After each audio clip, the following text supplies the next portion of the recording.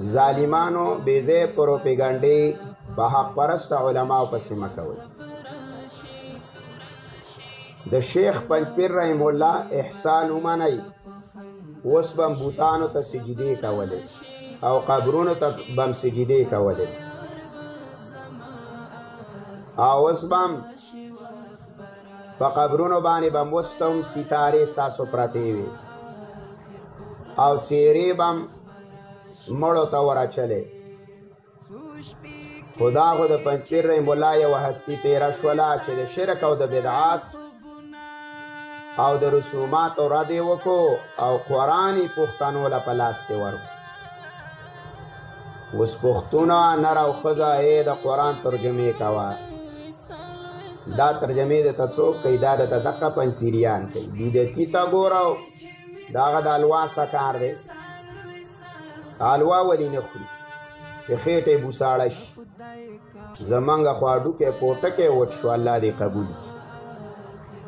او د دې 2 ورځې نه شوي او په څټ کې خوله شوي، نو هلته په قرآن باندې نه پوهېږي که دا خو به دی له درس او تدریس به ولګي. بیګا چې ما دا باب کتلو او مطالعه مې وله کوله، نو پاوکمه 1 بجه شوله، نو هغه الوا وخوري سیره هغه ته مطالعه شي کولی.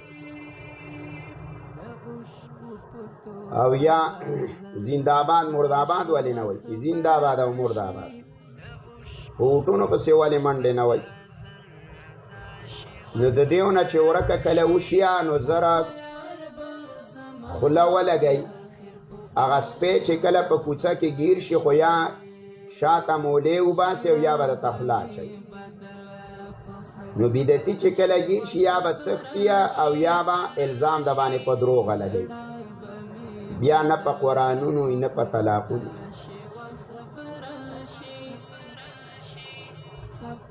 خدای د دین خدمت کولی، نو اوس به د اسلام د پاره خو به یو چغه چوته کړې وی کنه چې اسلام چرته چا د اسلام غږ وکړو چې قانون د قرآن نافذو. زمونږ د استادانو نه خو جیلونه و دیرې ډکې شوې. مونږ دا نه وایو ظاهري په هغې باندې خفې و په دنیا، خو الله دې وله مراتب ورکړي، درجې دې وله الله اوچتې کړي. شهادت څه وړه مرتبه نه ده چې 1915 کاله په جیلونو کې پراته او بیا شهیدان شي. خدا د حق آواز یې اوچت کړی که نه، قرآن یې درته ښودلی. شیخ پنځپیر رحم الله چې کله د قرآن درس په پنځپیر کې شروع کړو، نو د پنځپیر علاقه د بدعاتو جرړه وه، 15 پیران پکې وو، هغې له به عبادت کا. نو خلکو اعلان وکړو نوره به اوسه کلیګري نه کوو، نه به اوسه مړی ژوندی کوو، نه به یې په ګاډي کې وړئ، بایکاټ یې اوسه کړی، گاون به وسه نه کاوه. ډېره زمانه وه. وسلال شاه په هغه کلي کې چرګان هم د قرآن ترجمه کوي، دوی واړه. دارنګې باجوړ کې د دې خلکو خدمت دی. پروژې کې چې د دې درسونو د آوازونه تاسو ته د هر کوڅې نه راخېږي او د هر کور نه چغه راخېږي د توحید، او د هر جماعت د لوډ سپیکر نه د قرآن خواږه خواږه آوازونه اورئ. دا محنت د چا؟ او دا د شیخ پنځپیرو.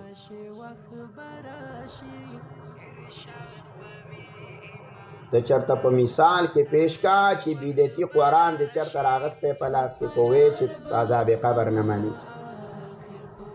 منګه خو چې دا شپه ورځ لګیاو دی له لګیاو چې الله هم د عذاب قبر نه بچ کړي، د عذاب قبر نه الله محفوظ وساتي.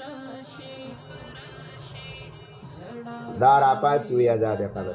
عذاب قبر الحمدلله زما مشایخ د قرآن د 13 آیاتونو نه ثابتوي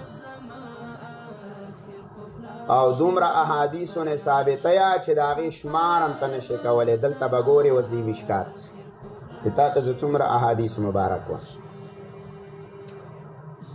نو دا الزام په بعضې علاقو کې زموږ ملګرو باندې چا لګولی.